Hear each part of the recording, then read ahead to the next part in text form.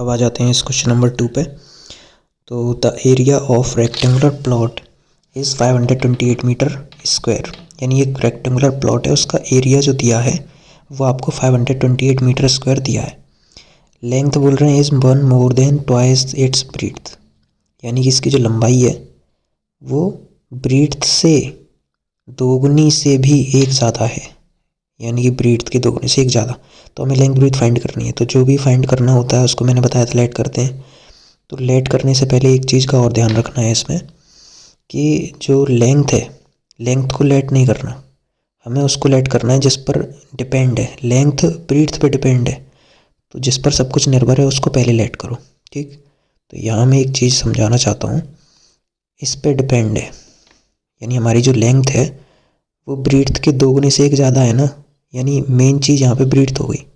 तो जिस पर सारी की सारी कहानी डिपेंड होती है उसको हम लेट करते हैं पहले। तो सबसे पहले लेट करेंगे ब्रीथ, यानी कि चौड़ाई। ब्रीथ इक्वल टू एक्स, ठीक है। अब जो लेंथ होगी, देन लेंथ कितनी हो जाएगी, लेंथ ब्रीथ के दोगुने से एक ज़्यादा है, ट्वाइस, ठीक है।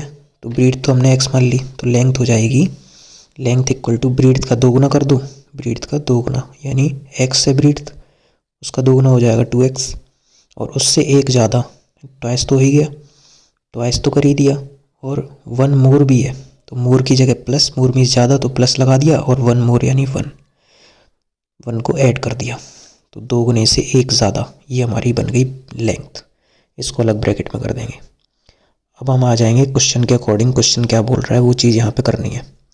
अकॉर्डिंग टू क्वेश्चन एरिया दिया है रेक्टेंगुलर प्लॉट का 528, तो यही लिखना है, area of rectangular plot equal to 528 metre square, क्योंकि यही मेन चीज़ हमें दे रखी है इसमें समझने के लिए। तो एरिया हमने नोट कर दिया, जैसा क्वेश्चन में दिया था वैसा नोट कर दिया। अब हम जानते हैं कि जो एक और चीज़ बताऊँ आपको, कि जो रेक्टेंगल है ना, रेक्टेंगल का जो एरिया होता है उसका फॉर्मूला पता होना चाहिए।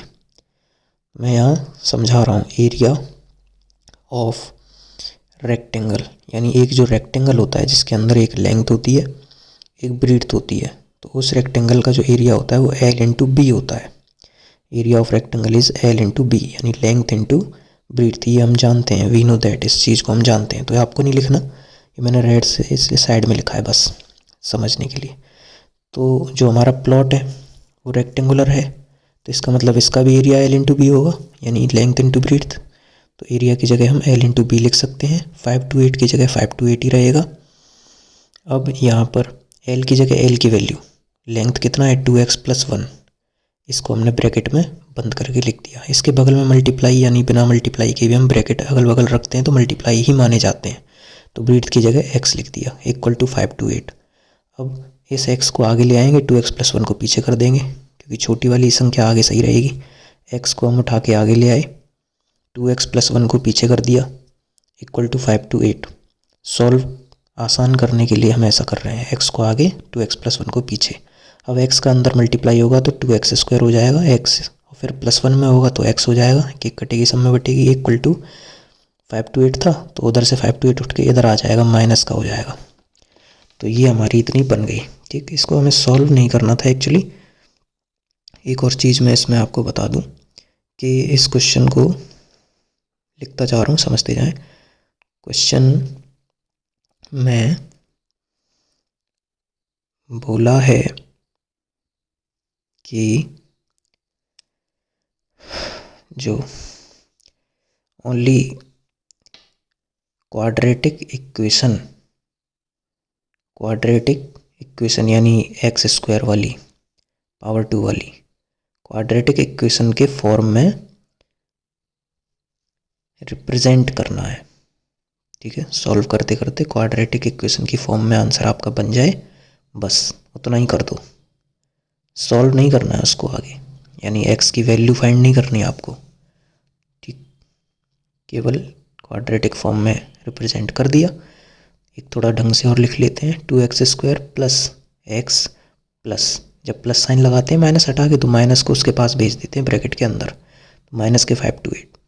तो ये इट इज़ इन द, पुराने तरीके की तरह, it is in the form of ax² quadratic equation की फॉर्म में है ना, it is in the form of quadratic equation. जो बस इतना काफ़ी है। चाहो तो आप ये भी लिख सकते हो कि क्वाड्रेटिक इक्वेशन जो होती है वो कैसी होती है। नहीं, इतना ही छोड़ दो, मैं तो बस आपको लिख के बता रहा हूँ कि ये ax² + bx + c के फॉर्म में है, दिख रहा है, ठीक है। ax² + bx + c, पर आप ये मत लिखो, इतना काफ़ी है। It is in the form of quadratic equation. अब सेकंड पे आ जाओ। द प्रोडक्ट का मतलब होता है मल्टीप्लाई। यहाँ भी मैं समझा दूँ, प्रोडक्ट का मतलब होता है मल्टीप्लाई, यानी दो कंसेक्यूटिव। ये टू का मतलब दो कंसेक्यूटिव मीन्स होती है लगातार। लगातार का मतलब एक के बाद एक, ठीक है, लगातार, कंटिन्यूअस। पॉजिटिव यानी प्लस वाली, प्लस, पॉजिटिव का तो मतलब प्लस होता है, प्लस वाली। और इंटीजर मीन्स होती हैं संख्याएं, ठीक है। इंटीजर हमारे दोनों होते हैं, माइनस वाले भी होते हैं, प्लस वाले भी होते हैं, इसलिए यहाँ पे लिखा है पॉजिटिव, जिससे पता चले प्लस पूछा जा रहा है। ओके, लगातार प्लस वाली संख्याएं कितनी है, 2 हैं, 2, उनका मल्टीप्लाई हो रहा है, ठीक। दो लगातार प्लस वाली संख्याओं का मल्टीप्लाई। तो हो सकता है वो दो संख्याएं 3 और 4 हों, या फिर ये भी हो सकता है कि 5 और 6 हों, 5 और 6, नहीं पता ना, ये तो सिर्फ हम एक एग्जांपल ले रहे हैं। हो सकता है 7 और 8 हो, है ना, हो सकता है 8 और 9 हो, ऐसे करके हो सकती कुछ भी। तो ये लगातार है, 3 के बाद 4 आता है ना, लगातार। 5 के बाद 6 आता है, 7 के बाद 8 आता है। इनका मल्टीप्लाई हो रहा है। हमें क्लियर थोड़ी पता है क्या है, लेकिन इतना पता है कि पीछे वाली से आगे वाली एक नंबर ज़्यादा है, यानी पीछे 3 है तो आगे 4 है, यानी +1 है। 3 और 3 में 1 जोड़ दिया, पीछे वाली से एक ज़्यादा है, पिछली वाली से एक ज़्यादा है ये, यानी 1 ऐड हो रहा है, ठीक। 5 है तो 5 में 1 ऐड हुआ, 6 हो गया। 7 है, 7 में 1 ऐड हुआ तो 8 हो गया। तो ऐसे करके हमें नहीं पता ना, तो हम उसको लेट करेंगे सबसे पहले। बस लेट करने में ये चीज़ ध्यान देने वाली थी कि लगातार संख्या है तो एक को x मान लो, है ना, एक नंबर को x मान लो। 1 नंबर इक्वल टू x, तो ऑटोमेटिकली अगला नंबर जो होगा वो पीछे वाले से एक ज़्यादा होगा, तो अदर नंबर इक्वल टू हम कह सकते हैं x + 1। तो x और x + 1 मानने से क्या है कि जो भी नंबर होगा वो रियल निकल के आ जाएगा, क्योंकि हम अपने मन से 5, 6, 7, 8 ऐसे थोड़ी मान सकते हैं, वरना तो आंसर गलत आएगा। अननोन मानना है तो x मान लिया एक, तो अगला x + 1। अब ये कह रहे हैं इनका प्रोडक्ट, यानी इन दोनों का मल्टीप्लाई। तो मल्टीप्लाई में इनको पास पास रखना होता है, एक जगह x, एक जगह x + 1 इक्वल टू, इनका मल्टीप्लाई आ रहा है 306, क्वेश्चन के अकॉर्डिंग बोला है उन्होंने। अब x का मल्टीप्लाई अंदर होगा, x × x² 1 में करेंगे तो x = 306। अब x² + x, 306 को माइनस में ले आओ, -306 = 0। ये हमारी क्वाड्रेटिक के फॉर्म में आ गई। x² + x प्लस माइनस के 306 को अलग कर सकते हैं चाहे तो, = 0। बस यहाँ से हम कह सकते हैं it is in the form of quadratic equation, क्योंकि हमें सिर्फ क्वाड्रेटिक इक्वेशन के फॉर्म में रिप्रेजेंट करनी थी और कुछ नहीं करना था, सॉल्व नहीं करना था। इतना काफ़ी है। x² वाली टर्म आ गई ना तो क्वाड्रेटिक हो गई, बस इनफ है इतना। देखो थर्ड पार्ट जो है ना, इसमें क्या है, Rohan's mother is 26 years older than him, यानी कि रोहन की जो माँ है वो, हिम का मतलब है रोहन, ठीक है। तो रोहन की माँ रोहन से 26 ईयर बड़ी हैं, ठीक, यानी कि रोहन पे डिपेंड कर रही है एज। तो रोहन को अगर x मान लेंगे तो x से 26 ज़्यादा हो जाएंगी उसकी मम्मी। तो लेट कर लेते हैं सबसे पहले, लेट रोहन्स एज = x। तो देन जो रोहन की मदर की एज हो जाएगी वो कितनी हो जाएगी, रोहन्स मदर्स एज = रोहन से 26 ईयर बड़ी हैं तो x + 26, यानी रोहन से 26 बड़ी, बड़ी के लिए प्लस लगा दिया, 26 साल के लिए 26 लगा दिया, और रोहन से यानी x से। तो ये उनकी मदर की एज हो गई और ये उसकी एज हो गई। अब आगे कंडीशन बोलिए।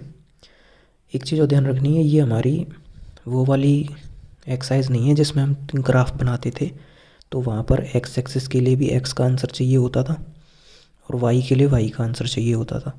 तो हम क्या करते थे, जैसे दो लोग दिए जाते थे तो रोहन को एक्स मान लिया, उसकी मदर को वाई मान लिया, उन दोनों का अंतर 26 का है, तो ऐसे करके सॉल्व करते थे। लेकिन यहाँ पर तो क्वाड्रेटिक इक्वेशन के फॉर्म में रखना है। तो क्वाड्रेटिक इक्वेशन में तो आपने देखा है ax² + bx + c, यानी एक्स वाई जेड तरह तरह की चीज़ें नहीं होती, एक्स एक्स एक्स ही रहता है सब में, ठीक। वाई की यहाँ ज़रूरत ही नहीं है, इसलिए हम इसको ऐसे मान रहे हैं।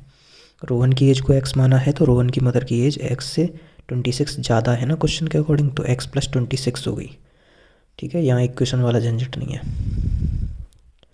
ठीक है। फर्स्ट इक्वेशन सेकंड इक्वेशन करके करते थे ना, एक्स और वाई की वैल्यू काटते थे, वो सब नहीं है। चलो बढ़ते हैं आगे।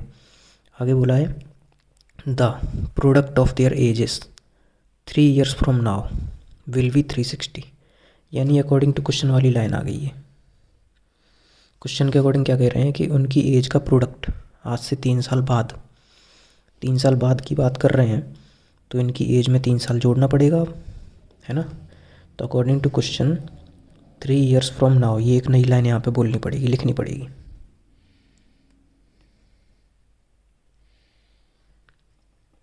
3 years फ्रॉम नाउ, यानी अभी से 3 साल के बाद रोहन की एज नहीं बनेगी। अब एक और 3 साल बाद, यानी 3 जुड़ जाएंगे।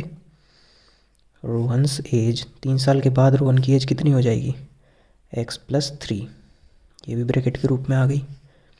एंड मदर्स एज कितनी हो जाएगी, mother's age equal to x +, अब देखो 26 तो पहले से थी, 3 साल और जुड़ गई, 26 में 3 जुड़ेंगे तो 29 हो जाएगा, यानी 3 साल बाद मदर की एज हो गई x + 29। इन दोनों का ही प्रोडक्ट, यानी 3 साल बाद के बाद जो उनकी एज का प्रोडक्ट है ना, the product of their age 3 year from now, आज से 3 साल के बाद उनकी एज का जो प्रोडक्ट करेंगे वो 360 आएगा। यानी इनका मल्टीप्लाई नहीं, इसका और इसका मल्टीप्लाई, 3 साल बाद की बात की है ना, तो मल्टीप्लाई करते हैं। यानी कि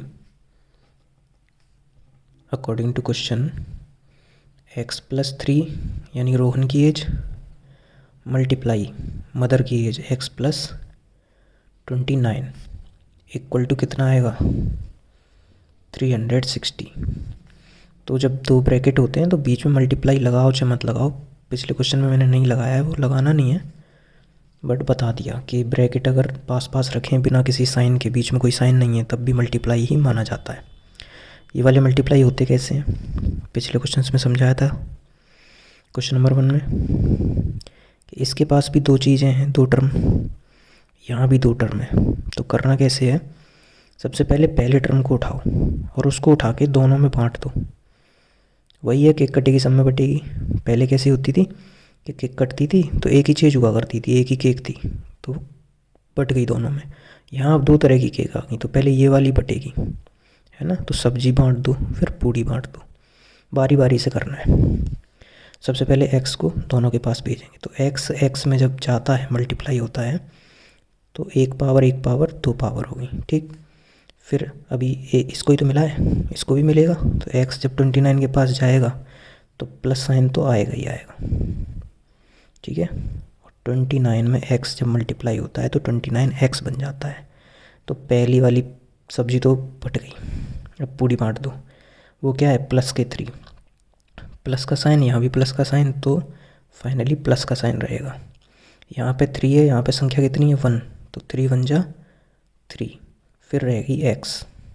चलो ये जो 3 था इसके पास बट गया, अब ये 3 29 के पास जाएगा, तो प्लस प्लस प्लस, और 3 और 29 कितने होते हैं, मल्टीप्लाई कर लेता हूँ।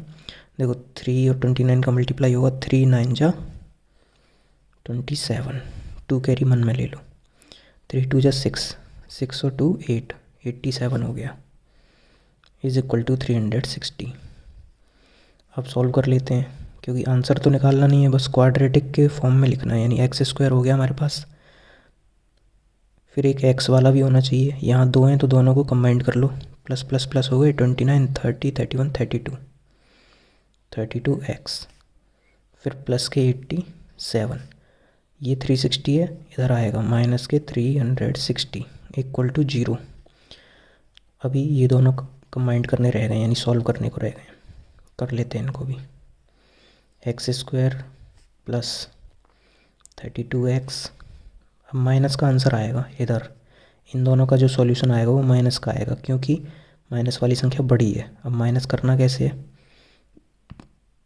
360 में से 87 माइनस करना है।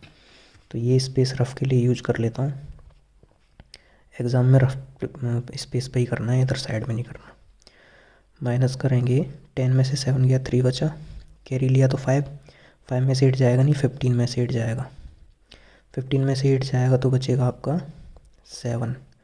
अब 15 बनाता तो यहाँ से भी कैरी ली थी तो 2 बच गया। तो ये रह गया आपका 273 इक्वल टू 0। अब देखो बन गई क्वाड्रेटिक इक्वेशन। ax² ए की जगह कुछ नहीं यानी 1 प्लस bx यानी b की जगह 32 और x की जगह x प्लस c, प्लस की जगह प्लस, c की जगह ये वाला माइनस आ जाएगा। ठीक है, चाहे तो सिंप्लीफाई करके लिख सकते हैं इसे 1x² plus 32x plus minus 273 equal to 0। ये सिर्फ मैंने कंपेयर करने के लिए लिखा है, आपको नहीं करना है, यहीं तक करके आना है, इतना ही काफ़ी है। ये मैंने इसलिए दिखाया कि हाँ इसके अंदर सच में छुपा हुआ है ax² plus bx plus c, तो माइनस से कंफ्यूज नहीं होना। तो हमें सिर्फ क्वाड्रेटिक इक्वेशन के रूप में लेके आना था, वो इक्वेशन आ चुकी है। बस यहाँ से हम उसकी एज जो भी निकलनी होगी निकल आएगी। अभी हमें उसमें टेंशन लेने की ज़रूरत नहीं है।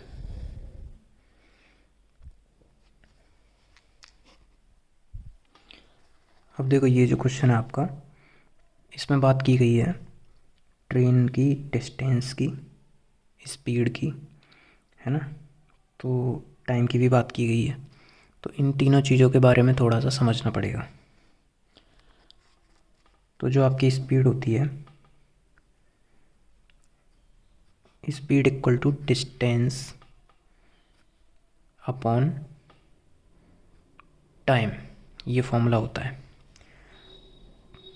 अगर हम टाइम का फॉर्मूला बनाना चाहें तो टाइम इधर से यहाँ आ जाएगा, तो स्पीड उसकी जगह आ जाएगा। तो कह सकते हैं time equal to distance upon speed. तो मेन फॉर्मूला याद रखना है, speed equal to distance upon time. यहीं से सारे फॉर्मूले बन जाते हैं।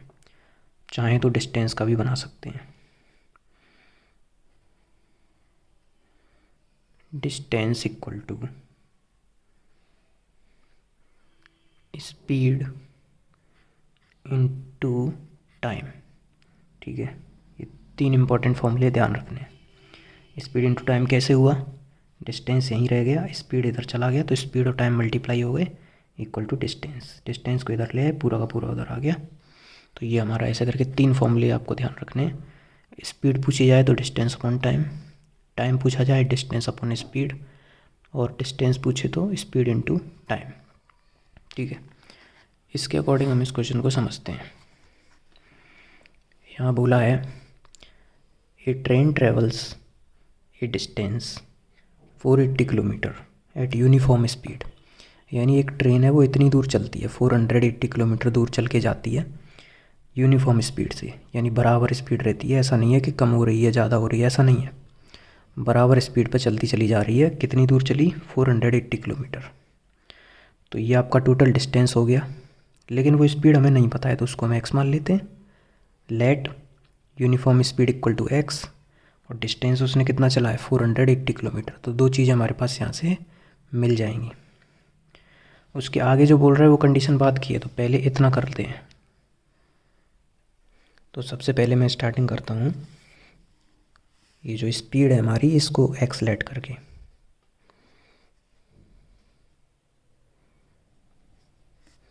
Late speed of train equal to X. ठीक है, यूनिट लगाना चाहे लगा सकते हैं, स्पीड की यूनिट किलोमीटर पर आवर होती है। तो हमने ट्रेन की स्पीड एक्स मान ली, दूरी तो हमें पता ही है, वो लेट नहीं करनी, वो तो ऑलरेडी पता है। डिस्टेंस कितनी ट्रेवल की है, डिस्टेंस कवर्ड लिख दो, इज इक्वल टू 480 किलोमीटर। अब स्पीड और डिस्टेंस दो चीज़ है हमारे पास, तो ये हम टाइम निकाल सकते हैं। टाइम निकालने के लिए डिस्टेंस को ऊपर रख देंगे, स्पीड को नीचे रख देंगे, तो यहाँ 100 लिख सकते हैं। इसलिए टाइम इसका कितना निकल के आएगा, टाइम इक्वल टू, फॉर्मूला पता ही है, distance upon speed, time equal to distance upon speed. तो डिस्टेंस कितना है 480 अपॉन स्पीड कितनी है x, तो ये इसका टाइम निकल के आ गया। ट्रेन की स्पीड x है, डिस्टेंस 480 है, तो टाइम उसको लगेगा 480 अपॉन x। ठीक है, इतनी हमने इक्वेशन बना ली।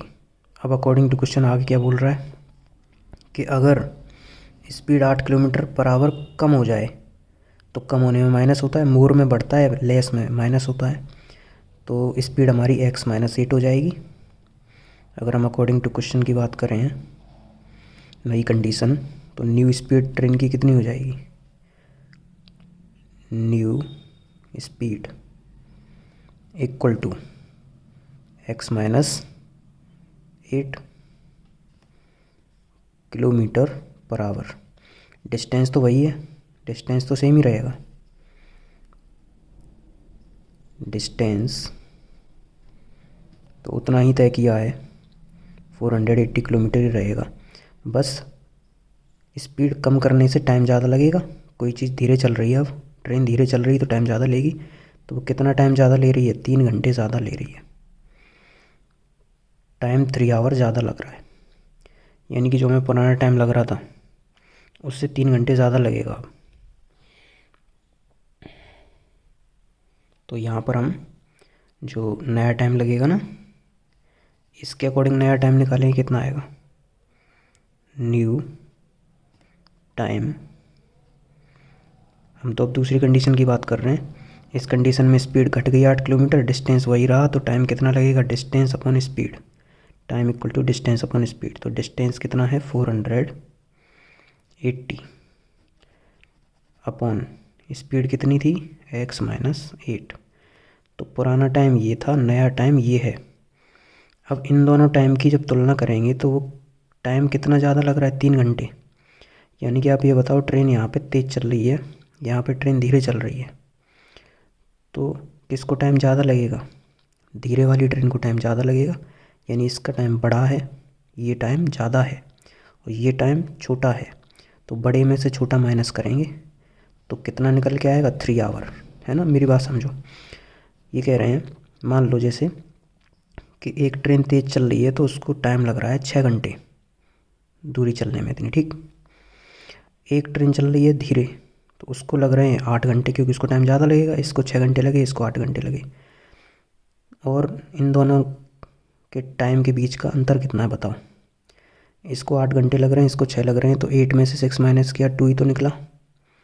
तो वो तो हमने खुद माने थे कि इसको 6 घंटे लग रहे हैं, इसको 8 घंटे लग रहे हैं, तो दोनों के बीच का अंतर 2 है। लेकिन यहाँ पर हमें नहीं पता, एक्चुअली x में है, हमें नहीं पता कौन कितना घंटा है। बस इतना पता है कि दोनों को एक दूसरे से कितने ज़्यादा लग रहे हैं, 3 घंटे ज़्यादा लग रहे हैं। तो जो कंडीशन हमने वो सोची थी कि एक को टाइम लग रहा है 8 घंटे, एक को लग रहा है 6 घंटे, तो दोनों का अंतर जो आ रहा है वो 2 आवर आ रहा है। तो ऐसे ही करके यहाँ पे हमें इस क्वेश्चन में ये सिर्फ इतना दिया है कि 3 आवर लग रहे हैं दोनों के बीच में अंतर। लेकिन ये नहीं पता कि उसको 8 घंटे लग रहे हैं कि 6 लग रहे हैं, ये कुछ नहीं पता। इसकी जगह हमें सिर्फ इतना पता है, ये वाला फ्रैक्शन और ये वाला, तो बड़े में से छोटा घटेगा।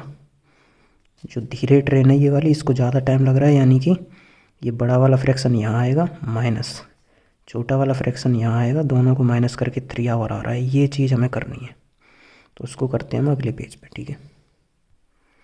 एक बार फिर से इसको रिपीट करना चाहूँगा कि ट्रेन हमारी चल रही थी, हमें नहीं पता कितनी स्पीड थी, तो हमने x मान ली, तो x स्पीड से 480 किलोमीटर चलने में उसको इतना टाइम लगा, ठीक है।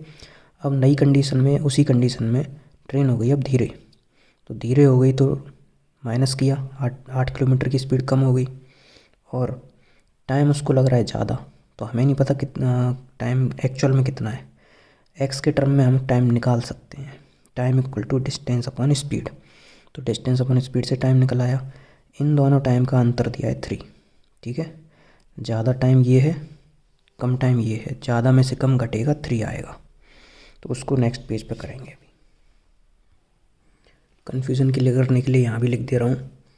पहला जो टाइम है ना, अकॉर्डिंग टू क्वेश्चन जो टाइम 1 था, टाइम 1 था कम, ट्रेन तब तेज चल रही थी, और दूसरा टाइम था वो ज़्यादा था, तो ज़्यादा में से कम घटाते हैं, तो टाइम सेकंड टाइम में से फर्स्ट वाला टाइम माइनस होगा, तो 3 आवर्स का अंतर आ रहा है, ठीक है। तो डिफरेंस समझ में आ गया ना कैसे आ रहा है। इसको ज़्यादा टाइम लग रहा है, इसको कम लग रहा है, तो कितना ज़्यादा लग रहा है वो माइनस ही तो 3 है। अब यहाँ पे उनकी एक्चुअल जो एक्स वगैरह वाली वैल्यू थी वो लिख देते हैं। इसका आया था 480 अपॉन एक्स माइनस 8, ठीक है। ये अलग हो गया माइनस का साइन। इसका टाइम आया था 480 अपॉन एक्स। दूरी दोनों की सेम थी, ये वाली ट्रेन तेज़ चल रही थी, ये वाली स्लो चल रही थी। फिर इन दोनों को हमें करना है एलसीएम लेके।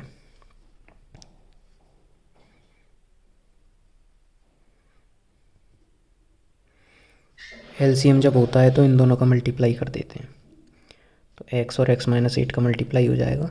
आगे रख सकते हैं एक्स को। वैसे तो मल्टीप्लाई में एक्स माइनस 8 यहाँ आता और ये वाला एक्स इसके पीछे आता, लेकिन मल्टीप्लाई में आगे पीछे हो जाते हैं, कोई दिक्कत नहीं है। इस एक्स को यहाँ रख दिया, इसको यहाँ रख दिया। ऊपर क्या है कि एक्स माइनस 8 है, एक्स माइनस 8 मैच हो रहा है, कमी कितने की रह गई, एक्स की रह गई, तो इस एक्स का मल्टीप्लाई ऊपर हो जाएगा 480 एक्स माइनस, एक्स से एक्स मैच हो रहा है, कमी इसकी रह गई, तो इसका मल्टीप्लाई इसमें होगा 480 में एक्स माइनस 8 का मल्टीप्लाई। एलसीएम में दोनों चीज़ें हैं, यहाँ से यहाँ जो मिल गया उसको तो कुछ नहीं करना, जो रह गया उसका मल्टीप्लाई ऊपर वाले में। यहाँ से यहाँ एक्स मिल गया, रह कितना गया एक्स माइनस 8, तो ऊपर वाले 480 में एक्स माइनस 8 का मल्टीप्लाई। इक्वल में 3 तो रहेगा। सबसे पहला काम इन दोनों को कंबाइंड करो, इन दोनों को, ठीक। 480x रहेगा माइनस 480 का इसमें मल्टीप्लाई, तो इसका साइन ये है, लेके जाएगा minus plus minus 480 into 1 480, x की जगह पे x, minus minus plus 480 into 8, तो 8 जीरो जा 0, 8 8 जा 64, 6 कैरी, 8 4 जा 32, 32 और 6 हो गए 38, तो ये इतना आ गया। होल अपॉन एक्स का एक्स में करेंगे x square minus 8x, x का इसमें भी हुआ इसमें भी हुआ, इक्वल टू 3। अब इस पूरे को हम उधर भेज देंगे क्रॉस मल्टीप्लाई से, ठीक है। तो ये हो जाएगा आपका। अब यहाँ पे एक चीज़ देखो इंटरेस्टिंग, कि 480x प्लस का है, 480x माइनस का भी है, तो दोनों एक दूसरे से कट जाएंगे, बाद में काटेंगे, पहले लिख लेते हैं। 480x minus 480x plus 3840 equal to, ये 3 बाहर और इसके पीछे ये वाली पूरी मल्टीप्लाई में एक्स स्क्वायर माइनस 8x, 3 का मल्टीप्लाई दोनों जगह पे, यहाँ काट भी लेते हैं, प्लस वाली से माइनस वाली कट गई, सेम है बिल्कुल। यहाँ बचा आपके पास 3840 अकेला, ये 3 का मल्टीप्लाई इधर, 3 का मल्टीप्लाई एक्स स्क्वायर में, तो 3x square minus plus minus minus 3 8 जा 24 और एक्स की जगह पे एक्स। अब इधर तो 0 रहता है, तो ये सारा इधर उठा के ले आओ, 3x स्क्वायर उधर आएगा माइनस के 3x स्क्वायर, 24x इधर आएगा प्लस के 24x, ये पहले से इसके आगे कोई साइन नहीं यानी प्लस है, प्लस 3840 इक्वल टू 0। ये हमारी इक्वेशन बन गई। इसको अगर और अच्छे से बनाना चाहें तो माइनस साइन को हटा देंगे, माइनस साइन अगर कॉमन लेते हैं तो अंदर साइन बदल जाते हैं। माइनस साइन इस पे से ले लिया तो इस पे तो प्लस का साइन बचा। अब इस पे माइनस था नहीं तो फिर भी माइनस लेंगे तो माइनस बन जाएगा। इस पे भी माइनस नहीं था लेकिन ज़बरदस्ती माइनस बाहर ले रहे हैं तो माइनस बन जाएगा, इक्वल टू 0। ये वाला माइनस है डिवाइड में चला जाएगा। कैसे चला जाता है कि एक्चुअल में केवल साइन बाहर नहीं ले रहे, माइनस का 1 बाहर ले रहे हैं। ठीक है, माइनस का 1 सभी पैसे बाहर लिया तो 1 जब इधर जाएगा डिवाइड में तो 0 बन जाएगा, तो माइनस भी गायब हो जाएगा। तो फाइनल इक्वेशन बनेगी 3x² minus 24x minus 3840 equal to 0। Quadratic equation की फॉर्म में आ गई, यही हमसे पूछी थी बस। देखो ax² plus bx plus c, वो तो मैंने बार बार समझाया है। a की जगह 3 है, x² की जगह x², प्लस की जगह प्लस है और b की जगह माइनस के 24 है, c की जगह माइनस के 3840 है। तो बस एक स्क्वायर वाली होनी चाहिए, बाकी की हैं अच्छी बात है, नहीं है कोई बात नहीं, स्क्वायर वाली ज़रूर होनी चाहिए। कब? जब हमसे क्वाड्रेटिक इक्वेशन पूछी हो। तो ये हमारी इसकी क्वाड्रेटिक इक्वेशन बन गई ट्रेन वाले क्वेश्चन की। तो थोड़ा मुश्किल था, कोई दिक्कत हो बताना। ओके।